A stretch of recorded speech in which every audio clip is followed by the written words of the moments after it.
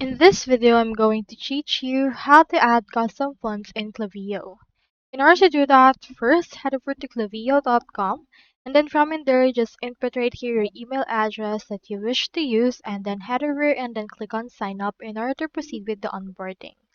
Once you're done with that, you can proceed to log in into your account if you already have it. So since I already have it, let me head over and then just log in. Now here is my actual dashboard on Klaviyo. Now we need to head over right here to this left sidebar, scroll down, and in here you can see the content option, and under that you can find the images and brand.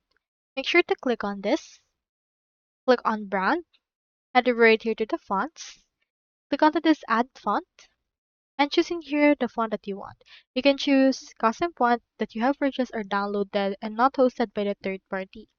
So when you click on that, you can just input right here your font name, and then you can input right here the font URL.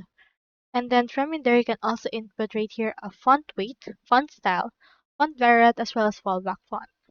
You can also add some more like Google Fonts, and you can head over right here to the Google Fonts option and choose in here the font that you wish to use. For example, let's head over and then choose in here some fonts like this one. You can click on that, click onto this get font. You can download this if you would want as well. On this will select a Google font that you would want. So the name of this is actually story script. You can just search in here for that. Here it is. Choose in here the variants, the fallback, and head over and save this. And then that font shall be added right here. So as you can see, we can actually add a lot of different fonts such as web safe fonts, Google font, Adobe fonts, and custom font that you actually have.